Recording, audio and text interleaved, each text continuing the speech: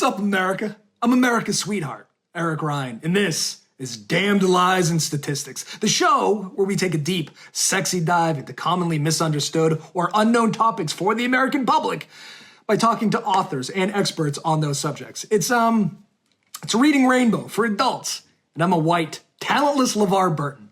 Today's episode is titled Why Kids Suck. It's probably your fault. And today's guest is Joe Newman, author of Raising Lions, The Art of Compassionate Discipline. If you've seen or have had kids recently, you know that they're awful, vile little things. I mean, not mine or yours, maybe, but everyone else's. And Joe has a theory as to why. He says in his book, today's parents and teachers are creating lions. Current approaches to parenting and teaching develop children who are strong-willed, confident, self-assured, and unafraid to speak their minds. But while we are creating lions, we are behaving like lambs. When children feel powerful but lack the self-discipline and self-control that comes with firm boundaries, their psychological well-being is thrown out of balance. Interesting. Here's the problem, I think. Making strong-willed, confident, and self-assured kids is brand new, and we don't know what to do with these little monsters that we've created. For 300,000 years, humans made kids to harvest potatoes and work the coal mines. And now we're asking something that used to be the equivalent of our lawnmower, what the family should have for dinner, or what color pants they want to wear. What happened to Goo Goo Gaga get the fuck back out on the field? Come back with a bushel of onions. Raising children was going just fine until people like Sigmund Freud and Dr. Spock came around and convinced us that children had emotional and psychological needs. And evidently, we all took this to mean that affection was better than discipline. Combine that with the anti-authority ideology of the 60s and 70s. And then every parent wanted to be their kid's friend. And every kid ended up on Ritalin. More on that in the episode. It's fascinating. It would seem, based on statistics, that this grand experiment with gentle parenting and modern parenting and helicopter parenting has failed us. But you don't have to take my word for it. Please, enjoy this episode of Damned Lies and Statistics. Why Kids Suck, It's Probably Your Fault, with author Joe Newman of Raising Lions. I know I'll enjoy it. I'm in it. Joe Newman, thank you for being on Damned Lies and Statistics. Before we start with the lies, though, I just want to tell you why I love this book. There are very few feelings I like more in this world than, say, like sex and psychedelics. But one of them is when I'm right. And so I had this preconceived notion about children, and then I read your book, and an expert seemed to validate my opinions, which, oh my God, I can't thank you enough. The other thing that I wanted to say is I have two children, they're 7 and 3. They are not lions themselves, but because they're 7 and 3 and there's sports in school, I have to deal with these feral animals.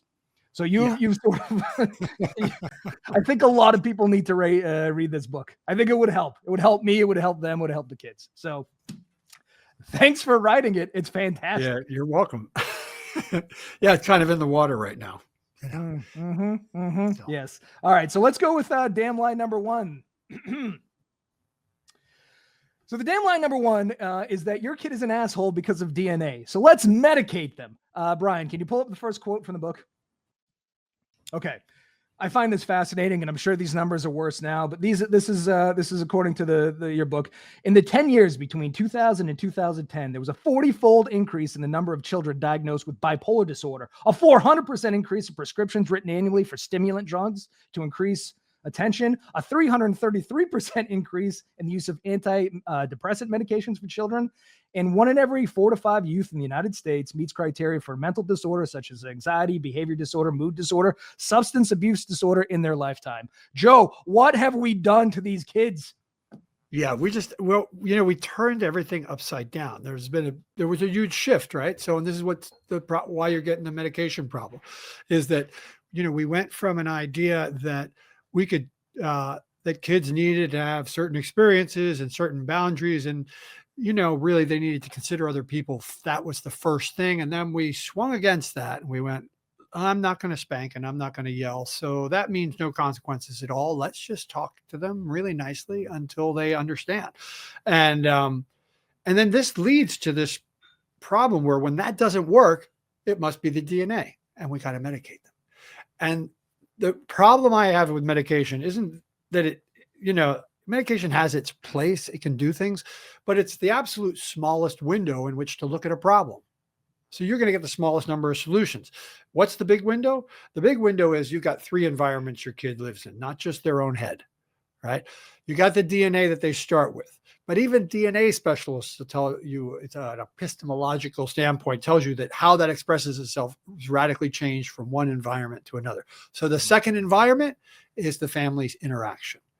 Okay. Did the mom have a dad who brought out the belt every time she raised her voice, and she associates all conflict with negation and beating? She's going to be conflict adverse. She's not going to set that boundary. Okay.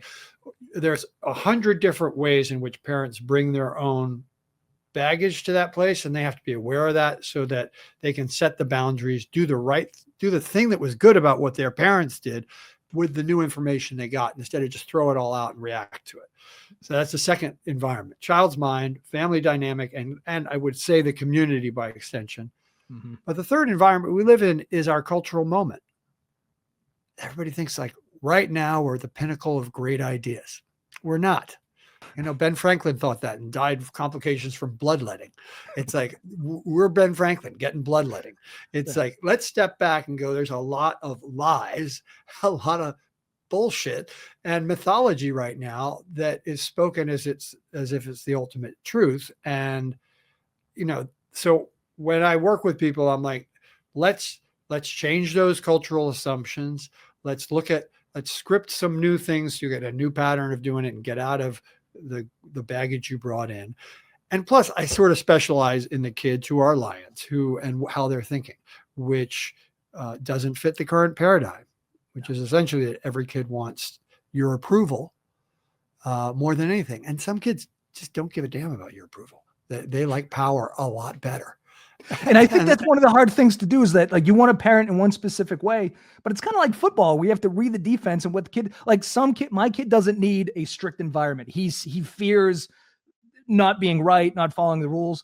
So you have to parent, you can't parent the same way across the board. And I think part of the problem with modern parenting is we want to be their friends and we want to see ourselves in a specific way and not be the bad guy ever. And it hasn't worked out. Right. Yeah. And what you said is fear, right? There's a fear motivator in that. And I would argue, actually, I'm not looking at the timer anymore. So you stop me when you're ready to. The time's up, but you can finish this thought.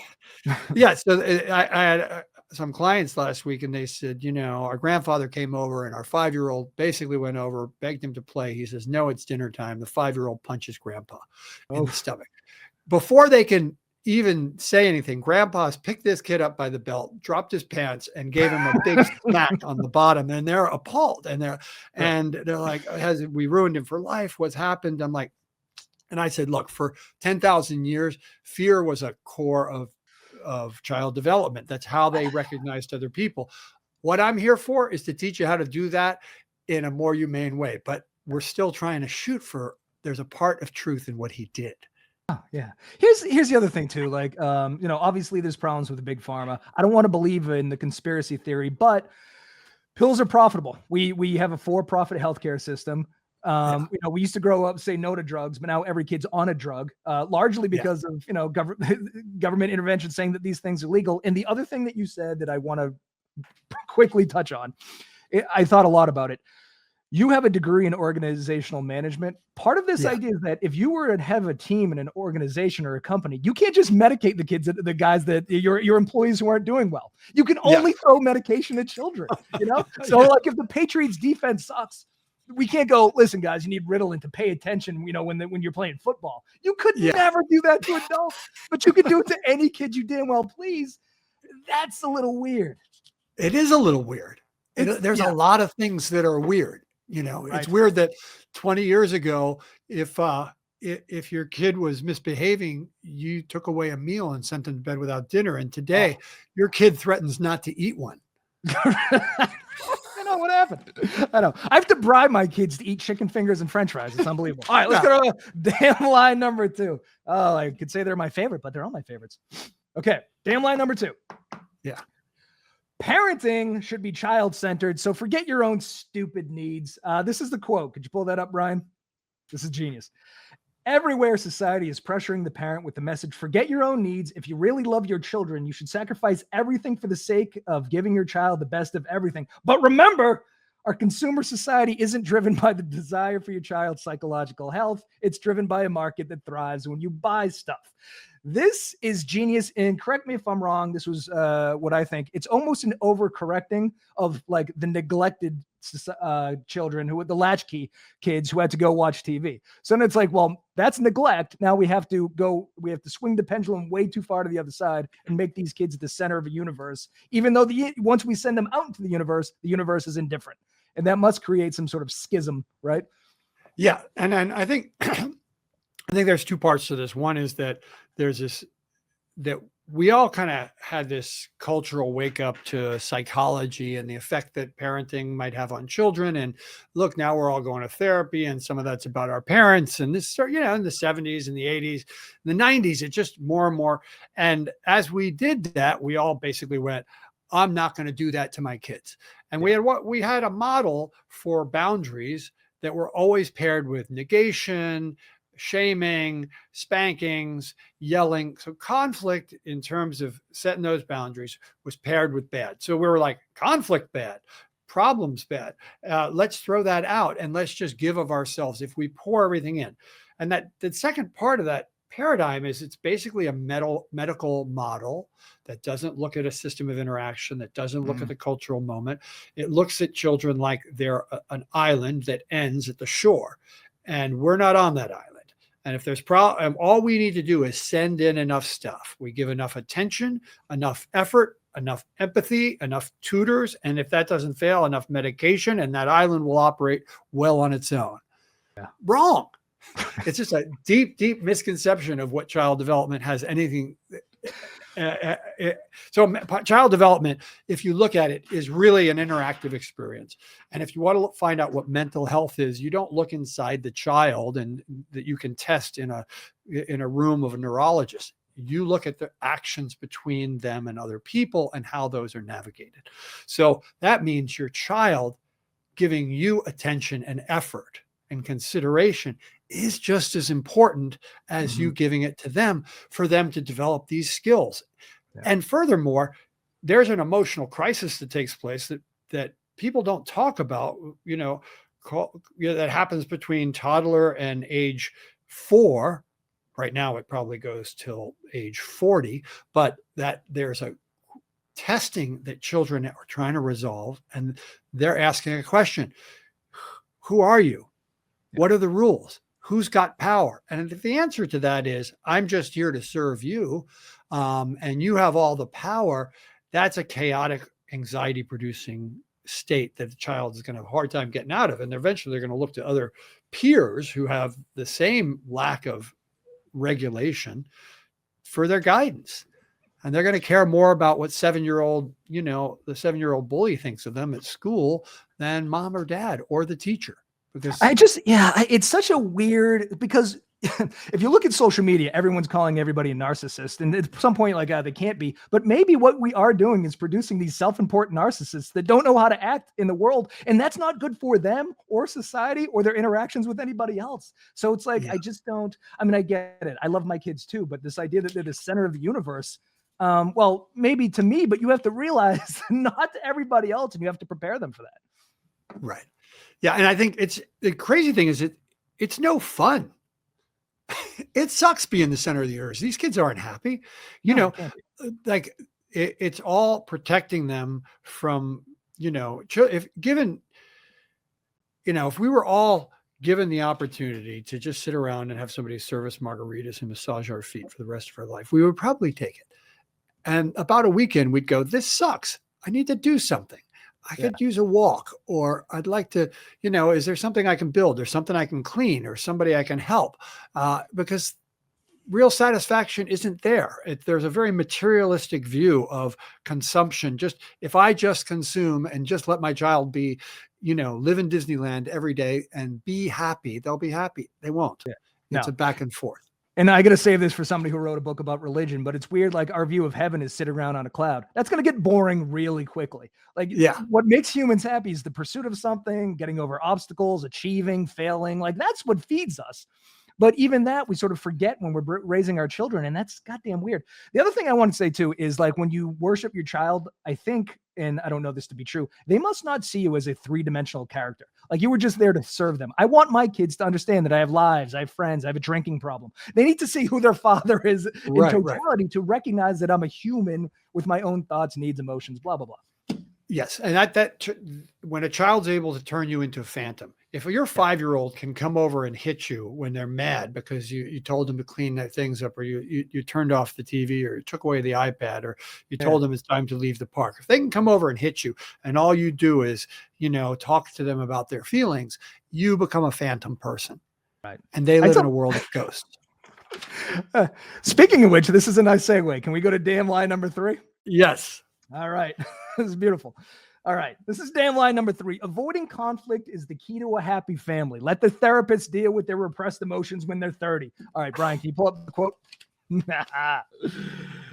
I love this. This is very interesting. A child who has successfully won their battles with adults over boundaries quickly becomes lonely, angry, and anxious. These feelings fuel a cycle of acting out in tantrums. This is because the child experiences the lack of strong boundaries as abandonment. I just want to let you know that every morning I wake up my kid and I punch him in the face to establish a healthy base of conflict. But this is so... I love everything about this chapter. You said something to the effect of you and your child need to fight, and for their mental health, you need to win. Like they need to understand. They feel safe and secure, and they understand the world if there are strong boundaries. And maybe it's illogical, but it also makes a ton of sense. Yeah. So look, we made a choice to change out of fear-based parenting for the most part. Okay. We're trying to acknowledge and build them into strong people. We're trying to see them and give them recognition. And perhaps maybe the idea was that they didn't have to go to therapy for the rest of their lives, or they were able, I think we just want them to be more successful. But the truth is that we think children learn through explanations. They don't. The children learn through actions. And so they're asking these questions. And how do they ask these questions? By saying, no, I'm not doing that. Can you make me? Because that's a great way to answer the question, who's got power here? Who are you? Are you like me? I'm aggressive. Do you have aggression? What does it look like? How do I handle it? So, and every time that happens, and they have to deal with the deferred gratification, first thing they're going to do is pretend like they can't possibly tolerate the turning off of the iPad. Their heart will explode. They will bleed to death on the floor. Legs will fall off. It's just like that. They are going to dramatically pull at every single strand to make you relent, to see if they have power. Okay. A lot of this is a passive tantrum. And I bring a passive tantrum because I see them everywhere, right? The parents don't, every time a parent gives in and moves that boundary, a child learns, if I emphasize my dramatic upset at the problem long and hard enough, they'll move the problem. So now I have to just pretend to be incapable. And the more you pretend to be incapable, the more you believe you're incapable, the more you start thinking like a victim, and the more psychologically fragile you become. And you start demanding every place manipulates and moves to you. Right. Okay. I'm no child doctor. As a matter of fact, I was a political science major. But from what I understand, humans, we learn a lot through pattern recognition. And I think kids learn a lot through experimenting. That's why they drop things, bang things, put things in their mouth. They're trying to understand the world around them. Yeah. It seems to figure that if all they do is push against their parents and always win, that they've recognized the pattern that they can get what they want. And that can't possibly be good for their long-term, because once you get to school, that doesn't happen anymore. Once you get into the workplace, that doesn't happen anymore. Once you get into a relationship, that doesn't happen anymore. So it looks like we're doing well by our child, but making them happy, but we're not preparing them for the real world again. And that seems like a bad idea. Yeah. I think what's insane is that I don't think we live in a simple, easy time. Mm-hmm. And I don't think we've got a simple, easy time coming up in the next 100 years. I think there's bigger challenges and more complex problems than we've ever seen before. But we're acting as we're leaving our kids the easiest place in the world, and it's just going to turn and cater to them. It's insane. I want to raise resilient warrior protagonists who can joyfully step into a fight and win. in the world. And so they need to have that conflict, and they need to consider other people, and they have to build those emotional muscles. I mean, that's just common sense, but we're preparing them for worlds where everybody has like a companion therapist, and a security dog, or what do you call it? Comfort, whatever. Yeah. The dogs you care, Yeah, like an emotional support parent, which is what they are. That's constantly. Yeah. I think part of the problem too, and I think it's sort of a tired trope, but the idea that you need a fishing license to fish, you need a driver's license to drive. You can have as many kids as you want, and what we have without any training or anything. And I think what we have is a bunch of broken people raising broken children, but there's no structure. Like there's no parenting class in school or anything. You just have them and you hope for the best, which is conceptually. And part of that problem is that we're all a lot more isolated than we were 50 years ago, and certainly 100 years ago, where you kind of relied on the people around you. And, quite often you had to drop them off at grandma's. And if you didn't drop them off at grandma's, they went to the neighbor's house. Or if they weren't at the neighbor's house, they were out playing alone for 4 hours and come back when it's dark, or when you hear that bell, you better get in here. It's time for dinner. So there was a lot of different sort of independence and self-regulation, probably a dozen different people participating in parenting. So there was a class of sorts. At least there was a structure that everyone sort of supported each other in. And that's a great point. Cool. It was like the old, it takes a village, but now the village is scary. Don't go anywhere near the village. You got to stay here and watch your iPad.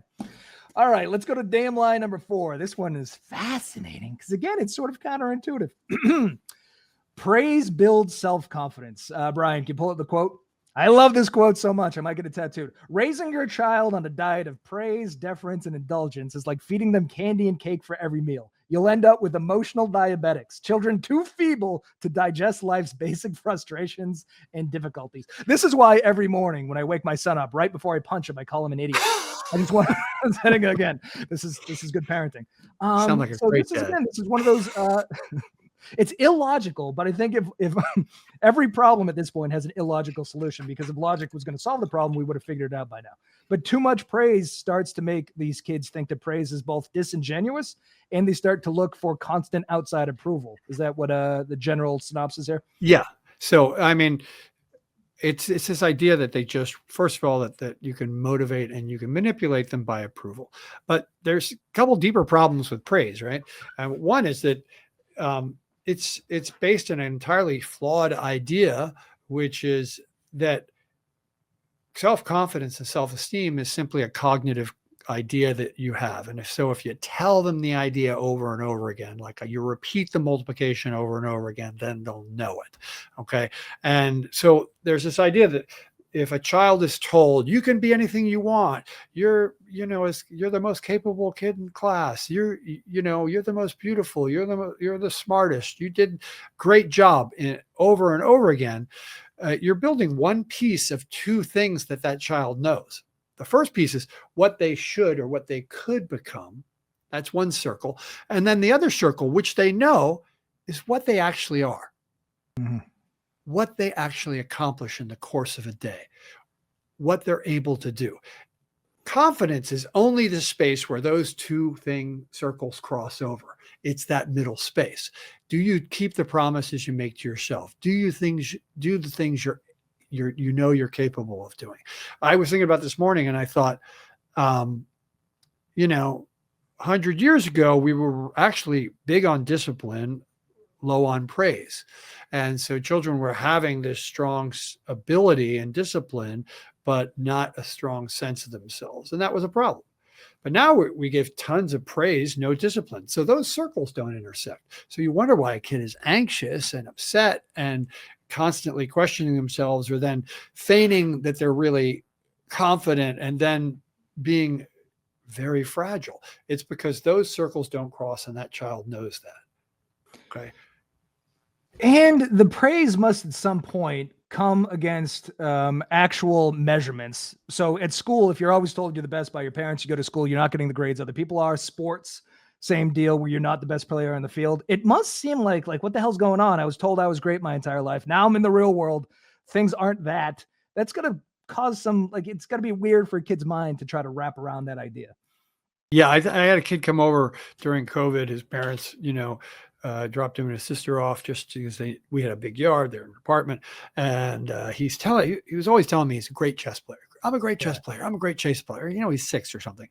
And he says, are you a good chess player? I'm like, I'm average, but I'm probably great by 6-year-old standards, and he's like, let's play. I could probably, I'm sure I can beat you because I've beaten my father, who's a lawyer, 200 times. He's only won once. So I play him chess, and about 5 minutes in, I realized, he's not a bad little chess player, but I'm going to beat him pretty solidly. That's all right. Right. And it takes about 10 minutes, and he's paying attention. He's working. His older sister starts jumping in and helping him, and I win. And because I think it's important, right? Yes. Honestly. And he's shocked. He's stunned. It's like, the world has been turned upside down. And I said, dude, if you want to take a minute, I can kind of break down why I won. I don't think it's beyond your learning. We can figure, you're pretty good. No, I'll figure it out myself. And I'm like, well, no, I mean, it's no big deal. You did there was a lot of good stuff for a 6-year-old, but he was just devastated. Right. And I was like, wow, that lack of hierarchy will play over in school. It will create anxiety in the world. It creates an undue pressure on him. It's going to be a big letdown when he actually runs into things that don't work. That's the same thing with giving a trophy for everything. It's like people who are letting their kids win over and over again. It's like they need to have curiosity about what they don't know. They need to have awe of the bigger version of themselves who parents them. And they need to be curious. And all those things in terms of learning and moving through the world break down when you're just dumping praise on them. I don't have a problem with the praise, but my father never let me win at anything. As a matter of fact, I think he took great pleasure in destroying me. I don't think to this day, I don't think I've beaten him. Eventually I will when he's dead, I suppose. But here's the other thing too about the trophy. Everybody gets a trophy generation, which I find sort of conceptually interesting. Every generation sort of hates the generation after them. Like they're not solely responsible for creating them. So my point about the trophies is like, adults are giving kids the trophies and then looking at the kids going, look at them with their stupid trophies. It's like you baked the shitty cake and now you're crying about the quality of the cake. If you don't want, the kids haven't conceptualized, well, I should get a trophy. They don't even know what a fucking trophy is. You're giving that. It's like, we're doing it and they go, oh, look at these little shitheads. You are creating them. Stop doing that. I don't know. Yeah, absolutely. Yeah. I mean, it's again, also, I think maybe people think that parents held and used that hierarchy of their stronger ability and they paired it with shame or negation or some sort of disrespect or lack of recognition. But that doesn't need to be the case. It's like, it's just, we have to undo those things that we walked into that's our cultural moment. It's like, we're trying to change, but we're using the same basic thinking. We just turned the same bad thinking upside down and doing the opposite. I think, the pendulum has just swung way too far the other way. I think, we didn't like not being the center of the universe. We didn't like not getting praised constantly. And then we were like, well, shit, we'll do that for our kids, but it's too much. As with all of life, the truth is in the gray middle where it's uninteresting. It's going to be balanced, and that no one wants to hear that, but it's true. Sometimes you're going to be a dick to your kid. Sometimes you're going to be nice to your kid. You've got to read that defense. Exactly. Yeah. So it's, well, listen, because this is cut for television, we only have 22 minutes, but this is what I think. I think you should be America's dad. I think we'd all be well-behaved and well-adjusted. And I got to tell you, it should be an elected office. I'm going to do everything in my power to get you. Yeah, I'd run. Do I get plenty of time to surf? I get one kid a day, right? Just for a couple hours. It's a government position. You're going to have a lot of free time. Don't you worry. Oh, perfect. It's going to pay reasonably well too.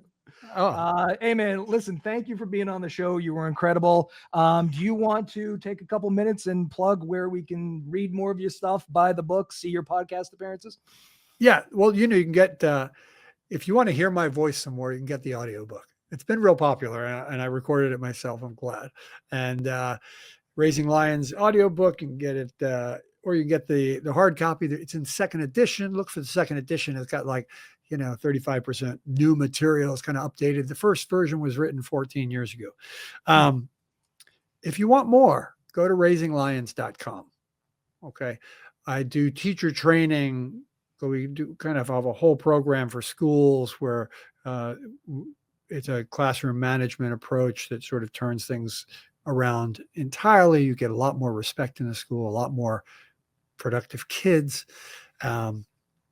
I do individual consults and webinars and group classes and Q&As and that kind of thing, all through my website. Yeah, there you are. And there's so much more in the book that I wish we had time to talk about. We don't, but like moralizing why timeouts as presently constituted don't make a lot of sense and don't work. Yeah. Why too much choice for kids is a bad thing. It's full. It's awesome. Great book. Loved every second of it. So again, thank you for being on. You're the best. Really a pleasure. Good to see you. And maybe we'll do it again in the future. Yeah, write another book. Part 2. All right. Yeah, part 2. See you next week, America. All right.